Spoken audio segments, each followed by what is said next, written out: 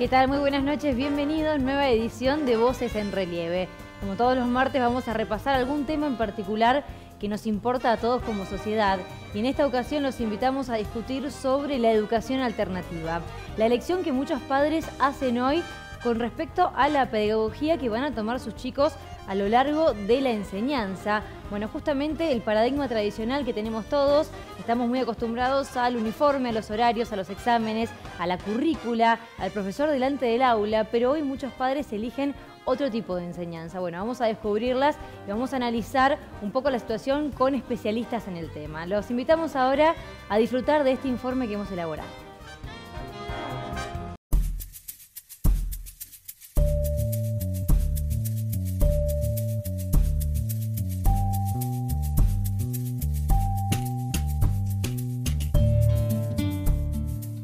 Bueno, acá hemos integrado varios lineamientos así de la educación, cosas Waldorf, y en general lo que más seguimos es el método Montessori, de María Montessori, un método muy respetuoso y muy atento con ellos, mediante espacios preparados para que puedan desarrollar sus inteligencias con una libertad que para nosotros es primordial. Acompañarlos respetuosamente significa respetar sus tiempos, respetar acuerdos que hacemos con ellos, respetar también sus momentos, su inteligencia. El funcionamiento que tiene la tribu se denomina multigrado. Por ejemplo, no están los uno con los de uno, sino que están todos juntos. Los más grandes ayudan a los más chicos por ahí ayudan a los más grandes. Tenemos sala de lectura, tenemos sala cognitiva que se llama, en lo que hay juegos que también desarrollan un poco el intelecto. Hay una sala de arte también en la que ellos también pintan todos los trabajos que hacen. Sí, es muy bonito verlos como ellos deciden pintar, se sientan, se ponen su delantal.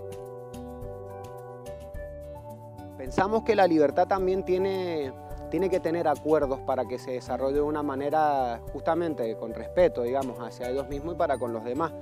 Acá los niños deciden cuándo comen, ellos deciden cuándo juegan, cuándo no, cuándo corren. Así de que también creo que en su primera etapa es muy importante que ellos empiecen a decidir por ellos mismos.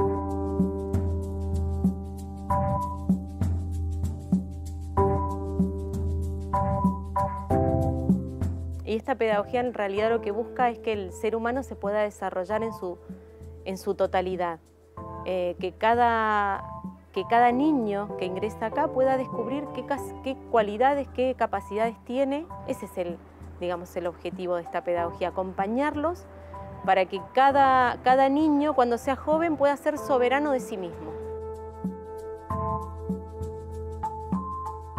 El maestro de primaria acompaña a los 7 años de primero a séptimo, porque es la única forma de conocer en profundidad a ese niño y ver qué capacidades, qué cualidades tiene. Son todos distintos. Encontramos que por ahí en reuniones familiares al niño decía, pero ¿cómo? Agustín todavía no sabe leer, ¿pero cómo?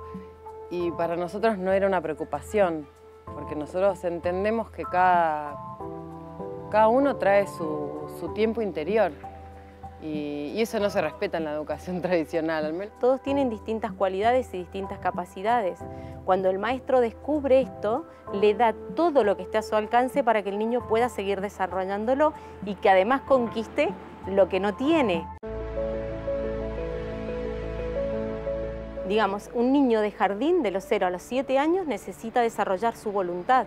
Entonces se lo va a hacer y vivir las cosas, más que desde la teoría enseñar colores y demás. Entonces cocinan, amasan, pintan, modelan. De los 7 a los 14 lo que se desarrolla es lo rítmico en el ser humano, es el corazón, los pulmones. Tiene que ver con el sentir, desde el sentimiento llegamos al conocimiento.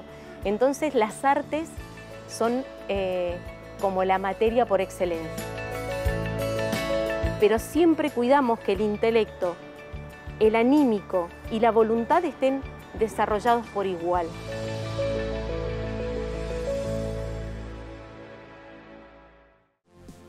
Veíamos entonces algunas experiencias aquí en la provincia de Mendoza, cómo la educación alternativa sí ha podido llegar al menos en algunos rincones. Y por eso estamos ya en presencia de nuestras invitadas, con quienes vamos a hablar sobre este tema seguramente en un análisis más profundo. La presencia de Celina Domínguez, ella es licenciada y docente en psicología. ¿Qué tal? ¿Qué tal? Bienvenida. Bueno, y también Mónica Coronado, subsecretaria de Gestión Educativa de la Dirección General de Escuelas. Mónica, también bienvenida. Gracias, muchas gracias. Bueno, recién veíamos, ¿no?, algunas experiencias que nos tocan tener aquí en nuestra provincia. Celina, sabemos que además vos has tenido la oportunidad de viajar. Me comentabas más temprano que estuviste, por ejemplo, en Perú, con experiencias que son similares. Estas escuelas que surgen no hace poquito, digo, ahora quizás están más de moda o el discurso se ha vuelto un poco más popular, pero que surgen en la posguerra, ¿no? ¿Cómo surge la posibilidad o esta idea? No, recién hablábamos de los distintos autores, ¿no? Has hablado de pedagogías Waldorf, o se escucha mucho Montessori, a Dewey. Y sí son corrientes que no son tan nuevas, sino que son de la posguerra, porque se empezaron a preguntar justamente por la educación y lo humano, ¿no? ¿Qué se había perdido para llegar a esos extremos? Claro. Entonces, recién comentábamos, lo difícil quizás es la parte práctica, llevar a estas escuelas, no a la teoría, sino realmente a la práctica. Y ahí es donde tiene mucho valor lo colectivo y la comunidad que sostenga el proyecto, ¿no? Al paradigma de educación tradicional que tenemos todos nosotros y que de hecho se aplica en nuestra provincia, ¿no? Mónica, ¿cuál es la visión que tiene la DGE con respecto a estas alternativas que de hecho están homologadas, muchas de ellas por la Dirección General de Escuelas? Sin duda, cada institución educativa tiene un nivel de autonomía para generar un proyecto educativo. Y dentro de las posibilidades que tiene la escuela pública, que tiene escuelas de gestión estatal y escuelas de gestión privada, dentro de lo que es la gestión privada hay muchas más posibilidades de pensar proyectos educativos con otros formatos, menos tradicionales, porque la escuela, digamos, estatal tiene una fuerte tradición más disciplinaria. Entonces, bueno, ahí es mucho más difícil. Pero entiendo que estas pedagogías, tanto Montessori como Waldorf, sobre todo estas dos pedagogías, plantean una mirada sobre el niño, que es lo importante, y que eso a veces trasciende cuestiones formales, hace al respeto a la identidad del chico como chico, a su libertad de expresión, a la importancia del arte, a la importancia de la experiencia. Y eso, bueno, se puede dar en un contexto educativo donde hay un proyecto que reconoce al niño como un sujeto, no solo de derecho, un sujeto de deseo. El deseo de descubrir, quizás es el concepto que atraviesa, más allá de las diferencias entre algunas escuelas y otras, algunas teorías. Si pudiésemos decir cuáles son algunos conceptos más generales o los ejes de este tipo de educación alternativa, ¿cuáles podrían ser? Bueno, primero es la autonomía, es decir, que el niño realmente puede ir sacando y descubriéndose, descubriendo el mundo, ¿no? Pero a través de sí mismo, sobre todo. Entonces ya ahí no es este docente de supuesto saber que viene a enseñarle al niño, sino es un acompañante que permite, porque garantiza de alguna manera la seguridad para que el niño pueda explorar el espacio. Garantiza que haya material también, porque eso sí, son escuelas en donde hay muchísimo material. Hablamos de material simbólico, que es aquel en donde el niño puede proyectar su fantasía. No es nada de otro mundo, las cosas de la casa, los bebotes, la comidita, el mercado, las frutas, ¿no? Los niños empiezan a jugar y empezás a ver en realidad lo que pasa en la casa, por ejemplo, el vínculo que tiene con la mamá. Entonces ahí simplemente el adulto acompaña, ¿no? Para que no se haga daño a sí mismo, no haga daño al otro, no haga daño al espacio. Esos son 3 límites básicos también necesarios que se dan de hecho en la clínica. Y el acompañante está ahí, ¿no? Como dando ese continente para que el niño pueda jugar. Si en algún momento siente que tiene que intervenir, porque por ejemplo un niño golpea a otro, va a tratar también de esperar un poco a ver si ellos lo pueden resolver, por ejemplo. Esa espera en una escuela pública con 30 niños es bastante inviable, ¿no? A nivel de infraestructura, me imagino también, porque si tenemos que tener ambientes específicamente desarrollados para que ellos puedan cocinar, digo. Por ejemplo. O por ejemplo, romper el formato del aula de un banco detrás de otro. que es también un dispositivo de orden y de control de los chicos. Formar fila de menor a mayor, ya eso es una estructura. Claro, sí, sin duda.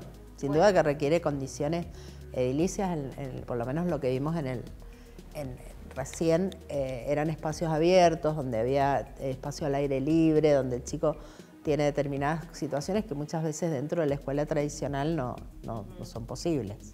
Y algunas cuestiones que también nos hacen ruido, quizás porque estamos inmersos en un sistema que sigue cierto paradigma, pero una de las madres nos contaba que su hijo aprendió a leer a los 11 años, ¿no? En esa libertad o en el deseo de descubrir, él quiso aprender o sintió la necesidad de aprender a los 11 años. ¿Esos cuestionamientos cómo se explican bueno, es parte de la enseñanza, de la pedagogía? Dentro de los proyectos que yo pude visitar, justamente se daba eso como constante. El niño tiene interés de aprender a leer y a escribir mucho después de lo que empezamos nosotros a los 4 o 5 años, ya que ¿no? se les empieza con las vocales. De hecho, hay todo un trabajo sensorio-motor previo que nosotros tampoco lo tenemos, que es, por ejemplo, trabajar con pinzas o trabajar esto, ¿no? Pero desde otras cuestiones, ¿no? El lápiz a los 5 años. Entonces, bueno, ahí, por ejemplo, Montessori tiene juegos, ¿no? De pinzas grandes, de pinzas finas, meter mostacillas o canutillos en tubitos. La verdad que si quieren ver material que está en internet, hay un proyecto que se llama El Pesta, que en realidad tiene como 30 años, si no me equivoco, y la cantidad de material didáctico que hicieron las madres en ese proyecto es increíble, ¿no? Pero realmente entonces todo el material, dependiendo de la edad, está a la altura del niño, está ya clasificado para que vaya avanzando. Y eso está probado que después el chico que sale de la escuela, que se egresa, tiene las mismas o mejores aptitudes que en una escuela tradicional. Son diferentes, son niños diferentes. ¿Desde qué punto? ¿Desde lo humano? Desde lo humano sobre todo, porque todas estas pedagogías también lo que buscan sobre todo es el conocimiento de sí mismo, primero, ¿no? Más allá de lo académico. A veces creemos que necesitamos esas clasificaciones académicas para entender el mundo. No, y el mundo lo podemos aprender realmente de una manera muy subjetiva si nos dan ese espacio, ¿no? Claro. Lo que pasa es que nosotros nos hemos formateado ya de otra manera. Entonces son niños mucho más autogestivos, realmente toman al oficio, por ejemplo, como algo, como estar en el mundo desde el hacer. No es necesario tampoco ser profesional ¿no? Los títulos tampoco tienen tanto peso. Son otro tipo de sociedades también, las que se pueden llegar a generar así. Son papás que también tienen otras aspiraciones para los hijos también. Bueno, estoy pensando porque, por ejemplo, si pudiésemos ser ambiciosos, ¿no? En Finlandia existe un sistema educativo que es un intermedio, ¿no? Entre lo tradicional y la escuela más libre, y que sin embargo desde el año 2000 que se aplica y los exámenes PISA dan cuenta de que es excelente y que los chicos que surgen de ahí son o no profesionales, pero hacen de una sociedad educativa óptima, digo. ¿Se puede llegar a ese punto intermedio? Digo, si es que los títulos no pesan, porque me hace ruido pensar en una educación pública donde los títulos no pesen o que de repente no podamos tener una sociedad científica, ¿no? O una comunidad científica. No sé si estoy bien en lo que estoy diciendo. Es que igual no son excluyentes. Eso también es algo del paradigma actual, que creemos que las cosas, si están de un lado, no van a existir del otro. Y en realidad estas pedagogías empiezan a generarse hace tiempo y empiezan a convivir. Y esto no quiere decir que la escuela pública vaya a desaparecer, no sé si pensás igual. Yo creo que no, creo que son pedagogías, por eso se habla de alternativas. O sea, están, digamos, en el borde del sistema. Y se mantiene un modelo tradicional porque tiene unos objetivos de formación del ciudadano, objetivos de alfabetización que se tienen que cumplir, determinados objetivos que me parece que no son incompatibles. Yo creo que ante todo lo importante y donde hay una intersección de las miradas es el respeto hacia el chico, que es lo que estas pedagogías tratan de instalar.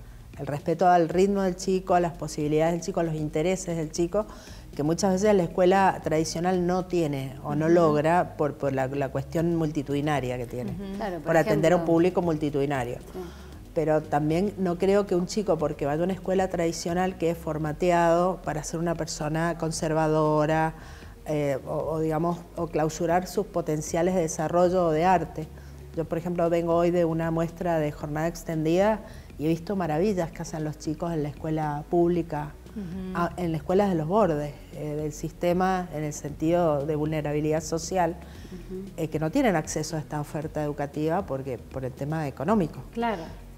Y son chicos que son sumamente creativos, que hacen un montón de actividades con sus docentes. Entonces creo que la idea es que desde cualquier pedagogía es potenciar al máximo las posibilidades de los chicos. Claro. Y esto que yo mencionaba sobre Finlandia, ¿no? Por supuesto que es algo que utópico casi pensarlo, pero ¿cómo puede ser que un país lo haya podido aplicar en su educación pública? Esto del trabajo cooperativo, la cuestión más democrática dentro del aula. Claro. ¿Acaso es posible, o al menos imaginarlo siquiera? Y lo puedo aplicar porque, bueno, viene de otra historia y de una población en donde no hay los niveles de pobreza que tenemos nosotros. También, entonces, en la Argentina, cuando el 40% de los niños es pobre o más, casi el 60% de los chicos, de los jóvenes son pobres, y tienen situaciones de enorme vulnerabilidad social, la escuela sigue siendo un espacio de inclusión en un proyecto de país también. O sea, entonces hay diferencias. Creo que la escuela está evolucionando y tiene que evolucionar a formatos obviamente menos rígidos, eso sin duda, y que lo está haciendo. Y hay un proyecto, por ejemplo, lo que es Argentina Secundaria 2030, que también es cambiar el formato escolar. Que se está aplicando en algunos pilotos, ¿no? Y hay escuelas que están haciendo proyectos educativos en donde trabajan con tiempos más flexibles, con horarios más flexibles, con desarrollo de contenidos más flexibles, porque la tendencia es ir hacia la diversificación de proyectos educativos. Claro. Los mismos chicos, por ejemplo, en la escuela a veces te piden un espacio recreativo y a veces también es difícil, ¿no?, que la escuela asuma que puede tener quizás una sala de videos donde la biblioteca quizás se integre con la videoteca, que hayan sillones, ¿no? O sea, hay cosas que se pueden ir haciendo. Te contaba recién el deporte, que a veces es difícil el deporte, ¿no?, en la escuela, porque hay miedos, ¿no?, de que si los chicos se lastiman, el contacto. Bueno, son miedos que creo que también depende mucho de la dirección de las escuelas. Claro. No, totalmente. Si se pueden ir haciendo o no cuestiones, ¿no? De dirección general de escuela permanentemente llegan propuestas didácticas. Tuvimos el Día de Violencia de Género hace poco, y hay escuelas que la asumen y hay escuelas que no. Y entonces esa es la autonomía que también tiene cada institución, porque a veces lo ven como una pérdida de tiempo, fíjate. Entonces, como si nos salimos de la currícula, perdemos tiempo con estas cosas, y no, en realidad estas cosas también son parte del aprendizaje y del mundo que estamos teniendo, ¿no? Claro, el crecimiento desde lo emocional, totalmente, personal de los chicos. Y además hay que tener en cuenta que muchas veces, como mencionabas, las situaciones de violencia que se dan en las escuelas, ¿no? De violencias y de miedos. ¿Cómo se trabaja eso en la educación alternativa? Bueno, recién me decías, ¿no?, intentar de que los chicos lo puedan solucionar solos, pero me imagino que debe haber de todo. Y esto que vos mismo comentabas más temprano, que también viajaste en Latinoamérica, y son países que son medianamente parecidos a los nuestros en cuanto a la sociedad, en cuanto a los índices económicos. Sí, más o menos. Bueno, digo, no son Finlandia, por lo menos. No, para nada. Claro. ¿Cómo se manejaba? Y si es que se podía aplicar en lo público. A ver, yo siempre digo a los que me preguntan, yo perdí el romanticismo, digamos, con el viaje, porque estuve en Perú, en Ecuador y en Colombia, y la verdad que son sociedades que nosotros creemos que somos parecidos, y es verdad también que somos uno de los países menos latinoamericanos, eso a veces se escucha, ¿no?, la Argentina como el país menos latinoamericano. Creo que nos diferencia mucho justamente esto, la educación pública. La educación y la salud, nosotros dentro de lo mal que estamos como bastante bien en relación a otras poblaciones. Entonces los niveles de violencia que se generan en la calle, sobre todo en los espacios públicos, es muy intensa.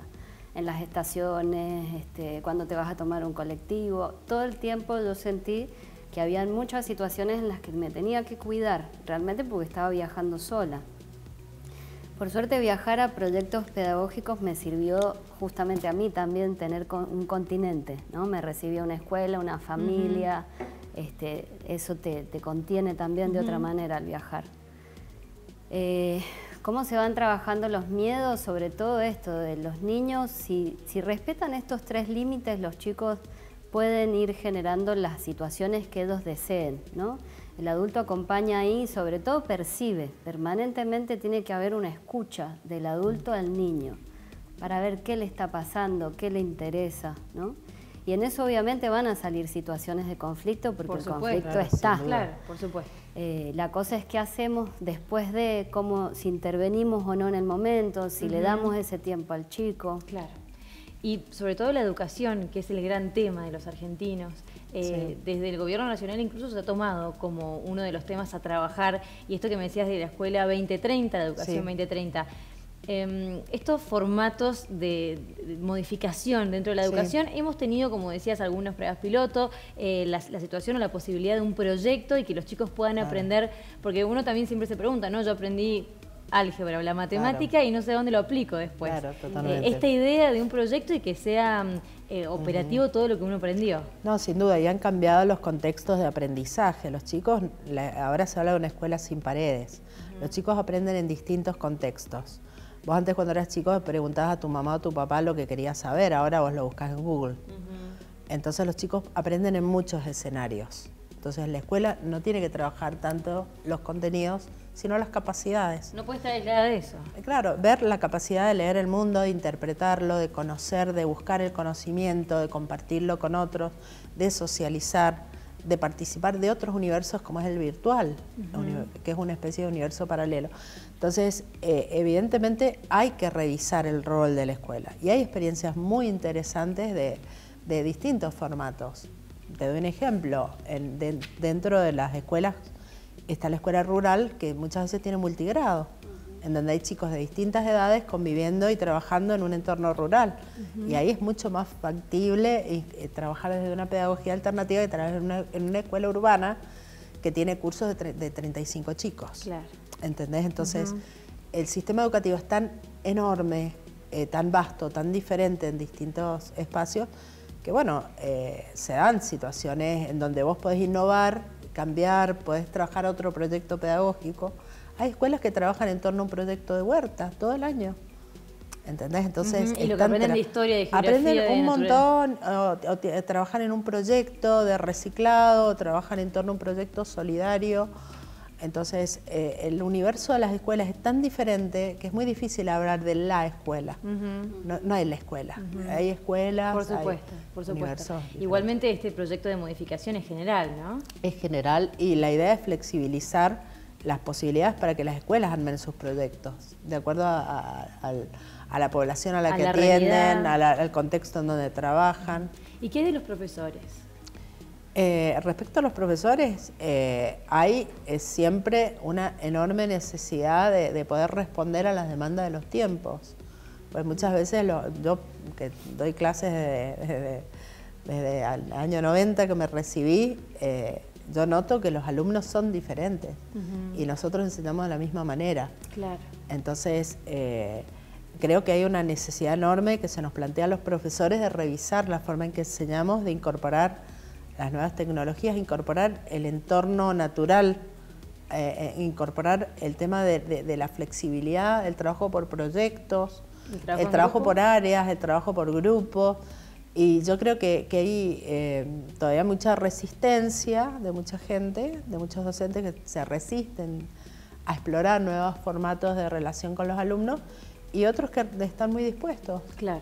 Que sienten que lo necesitan. Bueno, vamos a ver en la segunda parte del informe experiencias que tienen que ver un poco con eso, con la tecnología, con proyectos y demás. Claro. Hacemos una pequeña pausa y ya volvemos, seguimos discutiendo sobre educación alternativa.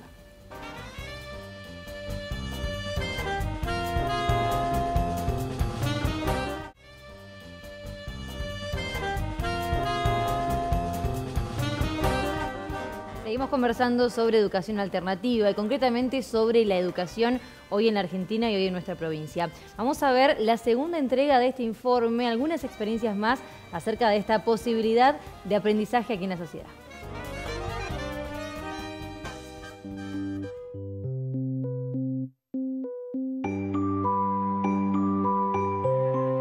Y es un colegio activo, creativo, inquieto, de innovación, de intercambio, de empatía.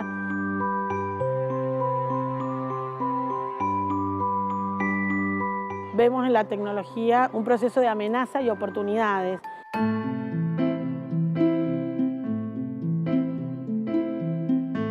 Es importante que ellos salgan conociendo cuáles son las amenazas y cuáles son las oportunidades que tienen frente a este nuevo escenario. El año pasado hicimos un proyecto en el hackathon que era sobre el cuidado de los animales. Requiere de nuevas habilidades y nuevas alfabetizaciones. Yo hice una aplicación con mi grupo de podías poner un mapa y te salían las distintas veterinarias o podías publicar también un animal que estaba perdido en la calle.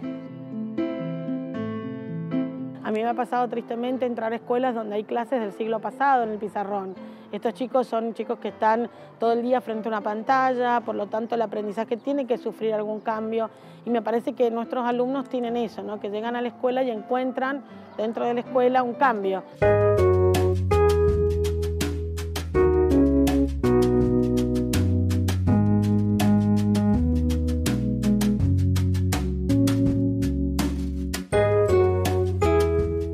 Acá lo que tenemos de especial es que la metodología es 100% desarrollada por nosotros.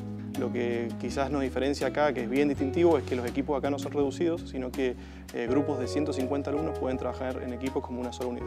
Lo que hemos hecho es aplicar el conocimiento científico sobre la cooperación humana y los sistemas complejos sobre la población que está estudiando. La cooperación, como yo les contaba, existe en todo organismo vivo. Existen las células, cooperan para que se lleven ciertas funciones a cabo y lo mismo nosotros ponemos acá hoy en día en lo que es nuestro Centro de Innovación Educativa.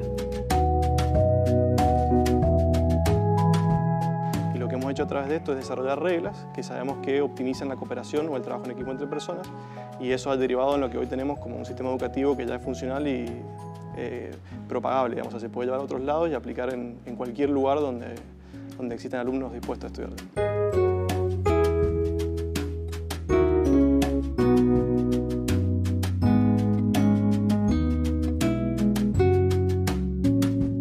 Y trabajar en equipo es que uno le da al otro lo que necesita y viceversa, digamos, ¿no? Que haya un tipo de sinergia. Justamente, y en este caso, por ejemplo, algo simple es que aquellos que más saben pueden explicar a aquellos que menos saben y aquellos que más saben por explicar aprenden más porque profundizan. Buscamos justamente sacarlos a los alumnos del papel.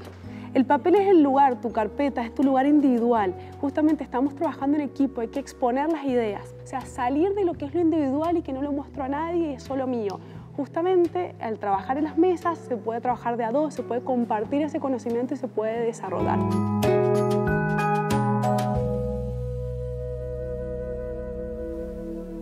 Muy bien, más experiencias entonces en el marco de esta investigación, de este informe, pero con chicos un poco más grandes, ahí veíamos, ¿no? Lejos de los maternales o de infantes y primarios, en este caso una escuela secundaria y un preuniversitario.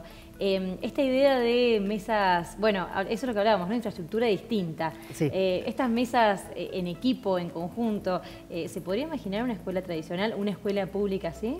Sí, de hecho es una escuela pública de gestión privada. Ah, bien. La Thomas Edison, la primera que veíamos. Así es una muy linda escuela con una directora excelente que lidera un equipo de gente que ha propuesto un proyecto y lo lleva a cabo y que la verdad que es lindísimo, interesantísimo para los chicos y sí se puede. Atravesada por la tecnología, sí, en ese caso. Atravesado por la tecnología y bueno, como vimos en la experiencia anterior, digamos, cuando una escuela trabaja en el contexto de lo que es el campo de lo privado, tiene a veces un poco más de libertad para diseñar un proyecto educativo que tal vez una escuela, digamos, de gestión estatal.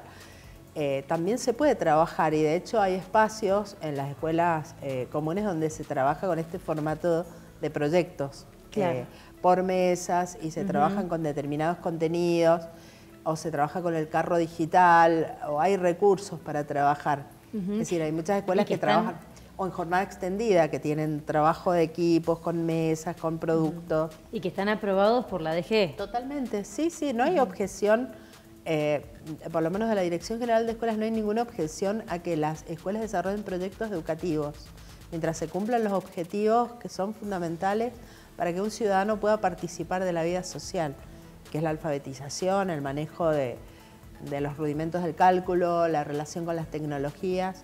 Y también lo interesante es comparar, digamos, los dos modelos. Uno centrado en la tecnología y otro en la vida en la naturaleza. Entonces uno también cuando tiene varios hijos dice, bueno, a uno le gusta más esto, a otra le gusta más otro. Claro. Y es también la idea de que no todas las escuelas son buenas para todos los chicos. Hay escuelas mejores para algunos chicos, hay chicos que necesitan más estructura, otros menos. Hay chicos que necesitan una propuesta formativa centrada en la tecnología, otro tal vez una propuesta educativa centrada en la exploración de la naturaleza. Hay otros chicos que necesitan entornos que faciliten la relación social. Claro. Pero bueno, hay una teoría que habla de las inteligencias múltiples. Dice que los seres humanos podemos tener un montón de aptitudes en distintas áreas. Podemos ser inteligentísimos o tener muchos intereses en un aspecto y no tantos en otro. Claro. Entonces, también las escuelas a veces desarrollan proyectos para chicos con determinados intereses. Claro, y también encontrar quizás la aptitud de cada uno. ¿Coincidís en esto? ¿Crees que hay chicos de todas para cada maneras, escuela? en general hay un movimiento de lo concreto a lo abstracto también, ¿no? Entonces, por eso las pedagogías para, digamos, sobre todo a nivel inicial y primaria, es esto de poder manipular el material, por ejemplo, en matemática, antes usábamos el ábaco o con las regletas, ¿no? Las regletas de Montessori, hay un montón de material didáctico Montessori de matemática que parte de que el niño toque realmente el número, por ejemplo, ¿no? Entonces de ahí pasar después a la representación de la cosa, a la representación de la palabra, el dibujo como intermedio también que veíamos, ¿no? Porque el arte te ayuda a pasar por el cuerpo la representación y después podemos ir a un nivel más abstracto para entender también lo virtual, porque si no tenemos niños de 4 o 5 años que uno dice, ¡ay, qué fantástico! Cómo usa el teléfono, pero no y están todo el tiempo con el teléfono, de hecho, ¿no? Y hablan como este español neutro porque no hay un adulto, o sea, está más la tele hoy día con muchos niños que un adulto, ¿no? Entonces por eso tienen un léxico también que, ay, mira qué bonito cómo habla, y no es tan bonito, ¿no? Entonces, en esto de deshumanizarnos también hay que tener cuidado con la tecnología. Yo no estoy en desacuerdo que es genial, pero siempre tiene que estar mediada por un adulto. Ya sea porque nos cuestionemos por las cosas que estamos viendo. Hoy día sabemos que, de hecho, en las redes hay gente del otro lado que tiene finalidades muy perversas y están al salto, ¿no? Entonces los niños a veces están viendo un dibujo animado y puede entrar pornografía por cualquier lado, por ejemplo. Y si no hay un papá o una mamá que esté atento a lo que está mirando su hijo, a comentar, bueno, sabemos que... Bueno, lamentablemente sabemos que no siempre hay un papá y una mamá que esté atento a su hijo y muchas veces eso recae en el profesor, en el docente que tiene que ser docente, pero también tiene que ser psicólogo, que lo hablábamos recién, ¿no? Y a la vez un poco padre. El papel del docente hoy está es muy complicado y a la vez está un tanto desprestigiado. ¿Cuál es? Hay una pérdida en general de la figura del adulto como autoridad. O sea, y el papel del adulto como una persona que acompaña el desarrollo del chico. Y yo coincido en lo que decías vos, el tema de los chicos con el chupete electrónico ahora del celular o la pantalla, muy chiquitos. Y notamos, por ejemplo, en nivel inicial que llegan los chiquitos y tienen un lenguaje muy pobre, tienen una psicomotricidad muy poco desarrollada, porque no juegan, porque están quietos. Tenemos unos porcentajes altísimos de obesidad infantil en Mendoza, dado por el sedentarismo de chicos que no se mueven. Entonces, nosotros, ¿qué es lo que vemos? Que muchas veces el chico que ve desgastada la autoridad del adulto como alguien que lo cuida, que lo acompaña en su crecimiento, tampoco confía en el maestro.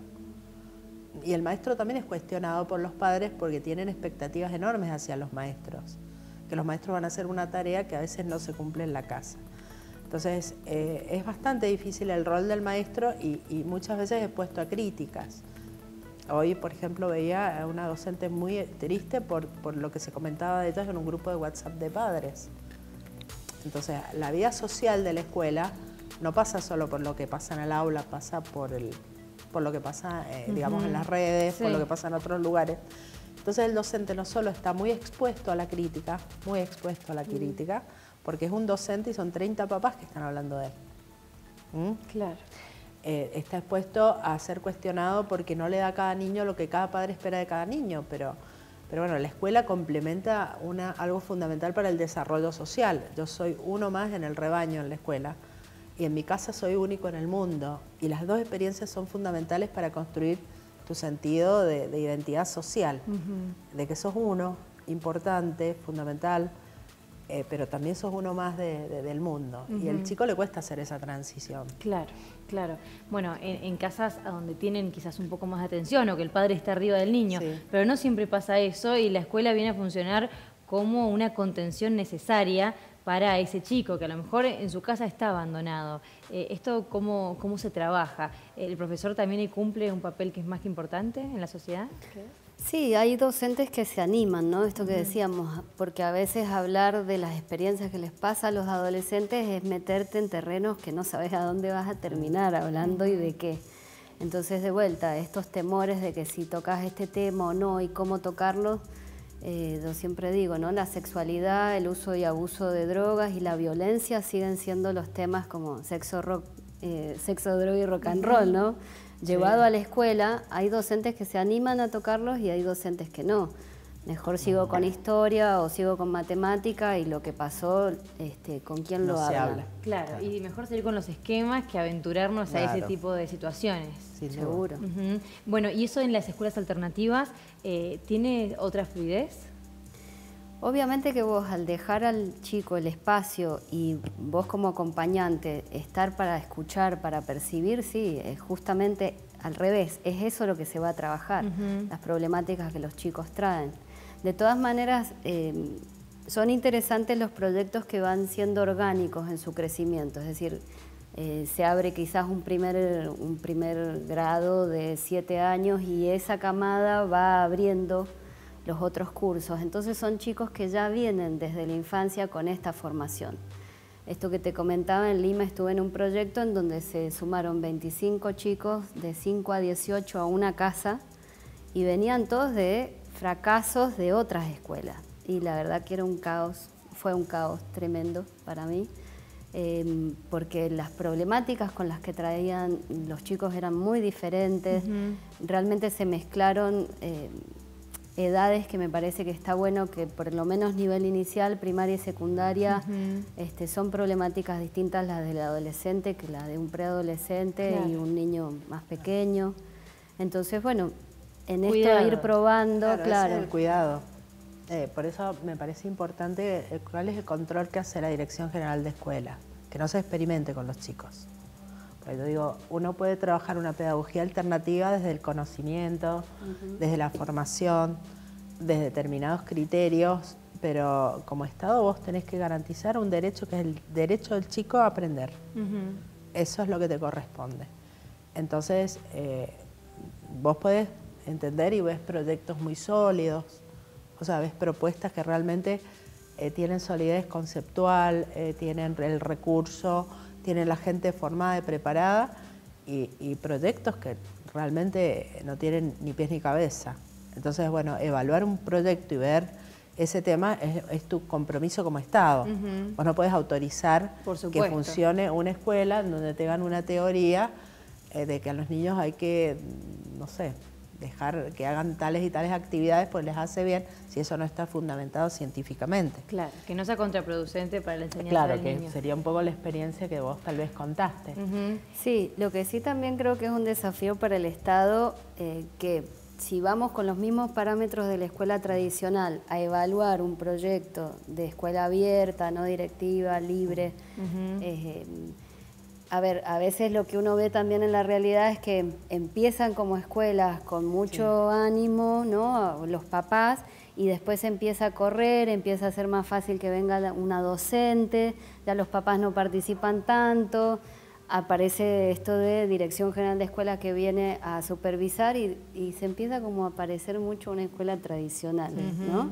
Entonces creo que el desafío del Estado también es cómo evaluar propuestas que son diferentes.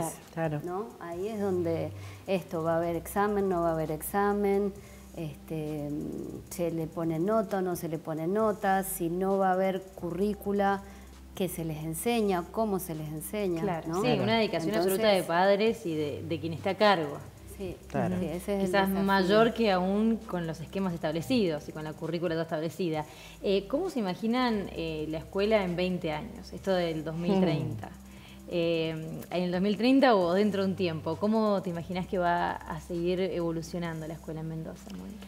Mira, yo vengo de un seminario de escuelas innovadoras de todo el mundo, que dio un experto en educación que es Axel Rivas, que tiene un libro que se puede bajar de internet que se llama Experiencias Imperadoras, creo que se llama así. Y hay cuestiones súper interesantes que se están desarrollando en toda Latinoamérica, de trabajos por plurigrado, de trabajos con temas de educación a distancia, con chicos explorando, con profesores que tal vez enseñan y dan clases para 60.000 personas en simultáneo, o sea, cosas que vos no podés, digamos, imaginar. Cómo se trabaja, por ejemplo, en la cuenca del Amazonas con chicos que están desperdigados por todo un territorio gigantesco, cómo se trabaja con chicos integrados. Pero también tenés que ver el tema de qué estamos haciendo con los chicos que vienen con una discapacidad a incorporarse a una escuela tradicional. Y la ponen en cuestión y la interpelan. Entonces, hay toda una línea de experiencias de innovación en toda Latinoamérica, que son el programa Ceibal en Uruguay, que es un programa que ha tenido un éxito enorme. Es decir, hay muchos programas que apuntan a modificar el formato de la escuela. ¿En pos del espíritu crítico del niño? Espíritu crítico del niño, en pos de la libertad del chico para crecer, en pos de que no se te caiga un solo chico de la escuela, porque tenemos una tasa de graduación en secundaria del 41%. Y eso te tiene que decir algo. Que los chicos no se aguantan la escuela secundaria, la mitad de los chicos, más de la mitad, se caen. Entonces, algo te tiene que decir como Estado que vos esto o lo cambiás o realmente así no podés continuar. Entonces, además son chicos que si se van de la escuela porque repiten o por lo que sea, se van del sistema. Porque se van del sistema. ¿Sí? Digo, difícilmente pueda conseguir un trabajo estable. Bueno, por supuesto, en ese caso también el tema de la no repitencia que se quiere aplicar paulatinamente va hacia eso, imagino. Claro, que el chico vaya siguiendo por módulos, ir avanzando en el sistema de acuerdo a un ritmo, que es un tema que hay que ir mirando y que se está estudiando, está en estudio la implementación. A lo que yo me imagino que la escuela tiene que ser un lugar satisfactorio para el docente y para el alumno. Tiene que ser un lugar donde uno puede encontrar la forma de aprender disfrutando del aprendizaje, a explorar, ampliar y que tenga una base común que nos sirva para ser argentinos. O sea, hay algo que tiene que tener la escuela que es trabajar en la construcción de la ciudadanía, que vos seas un ciudadano de tu país y un ciudadano del mundo. Entonces me imagino escuelas mucho más abiertas, más flexibles, con horarios más flexibles, con espacios más flexibles, con plataformas. Que es lo que va apuntando la evolución de los mejores sistemas educativos. Claro. ¿Vos, Elina? Bueno, yo recién te decía que defiendo mucho la escuela pública, de hecho trabajo en una de ellas, pero tenemos la realidad del aula que es la cantidad de alumnos, ¿no? Entonces, hay un docente para 30 niños cuando tendrían que haber 60 padres educando. Y creo que va a ser una cuestión paralela que es la que ya viene siendo. Me parece que la escuela pública va a seguir. Cada escuela tiene sus posibilidades y sus limitaciones y también empiezan a haber estas instituciones de aprendizaje en donde yo ya no hablaría de formato de escuela, sino que son realmente quizás centros de aprendizaje y ahí, bueno, Dirección General de Escuela tendrá que ver cómo organiza esa diversidad, ¿no? Porque realmente eso, todo empieza a ser más plural. No estamos planteando jerarquías piramidales, sino horizontales. Entonces creo que eso también hace a que empiece a haber un abanico más extenso de posibilidades y, como decíamos, va a depender de la comunidad que lo sostenga, cómo van a ser esos centros de aprendizaje, ¿no? ¿Y qué hay del trabajo en cuanto a lo humano? Que un poco recién lo mencionábamos, erradicar la violencia en la escuela. ¿Eso cómo podría trabajarse? ¿Cómo se está trabajando ahora? ¿Qué planes a futuro hay? Hay desde hace muchos años programas de mejora de la convivencia dentro de las escuelas. Lo que pasa es que las escuelas son receptáculos de la enorme violencia social. Y eso, cualquier persona que entre a un foro de una noticia en un diario se va a dar cuenta que si los adultos opinan de esa manera y manifiestan tantos niveles de agresión y de violencia, los chicos se están criando en entornos con alto nivel de conflictividad y de violencia, que para mí es sumamente preocupante. Basta leer una noticia para leer los comentarios y darse cuenta de la terrible nivel de agresión que hay. También hay padres entre padres, entre docentes, padres con docentes. ¿No? Y el comentario, una opinión, o sea, de casos de chiquitos que tienen determinadas situaciones, los comentarios. El nivel de agresión, creo que vivimos en una sociedad que va derecho, de gatillo fácil de la violencia. Y los chicos de alguna manera viven ese entorno y o se autoagreden, que es lo que estamos viendo, muchas veces los chicos se lastiman a sí mismos o agreden a los demás. O sea, viven muchas tensiones. Entonces, frente a esa situación, hay un trabajo que tenemos que hacer en las escuelas sobre la educación emocional, que es un trabajo pendiente y que estamos avanzando, dando los primeros pasos. Y concretamente, uno de los temas que salían persistentemente en las escuelas tenía que ver con el tema del acoso escolar o el bullying. Pero casos terribles de chicos que pierden las ganas de vivir o de ir a la escuela, que son terribles, que te muestran la peor cara de la crueldad que aprenden los chicos, porque la crueldad hacia el otro es una conducta aprendida. Y bueno, trabajamos durante un mes entero el tema de la prevención del bullying. Ahora, el día antes del Día del Estudiante va a ser un día entero para trabajar la problemática con un material. Hemos capacitado más de 3.500 personas para que trabajen el tema, pero es una lucha que tenemos que dar como sociedad, me parece. O sea, es algo que excede a la escuela, la supera. Para mí una herramienta de lo que decíamos recién es el arte y el deporte. La escuela, al disciplinarlo y a poner uno al niño en una sillita toda la mañana, ¿no? Al poner horarios para ir al baño, el horario para comer, empezamos a desarticularnos, ¿no? Realmente pareciera que los cortamos de acá para arriba, ¿no? Y lo mental y lo argumentativo es lo válido y el cuerpo queda inerte. Y es eso lo que después surge en una piña, en un corte. Y realmente somos sujetos al cuerpo y el cuerpo creo que es como está muy abandonado en la escuela. Volver al cuerpo, a la danza, a correr. Hay chicos que a veces nada más con sacarlos del aula y caminar con ellos preguntándoles qué les pasa, lográs que se calmen, ¿no? Y evitás quizás una piñadera al fin del día. Entonces creo que el volver a lo concreto del cuerpo en el aula, como decíamos, es difícil con tantos niños que hay adentro, pero me parece que es uno de los caminos para poder trabajar esas tensiones, porque si no es como que decimos, hay que trabajar la violencia o el bullying, pero el cómo, si lo seguimos haciendo de forma intelectual, no damos cabida a la posibilidad de elaborar la tensión que el niño tiene, ¿no? Los chicos están enojados porque el papá perdió el trabajo, porque la mamá tal cosa, y van a la escuela cargados y esa carga, ¿qué hacemos? Se exterioriza de alguna manera. Exacto, de alguna manera sale. Entonces, esa posibilidad que da el deporte o poner el cuerpo en movimiento, ¿no? Me parece que está muy en falta en las escuelas y que es indispensable que aparezca. Bueno, muchísimas gracias por estar acá presente. Ha sido muy rica, sin duda, la entrevista. Y bueno, seguramente un tema del que vamos a seguir hablando, porque vamos a tener más experiencias a lo largo. Ojalá que sí. Y la educación va a seguir transformándose. Sin duda. Esperemos. Muchísimas gracias. Gracias. Nosotros nos despedimos. Muchísimas gracias por acompañarnos y nos reencontramos el próximo martes con más Voces en Relieve.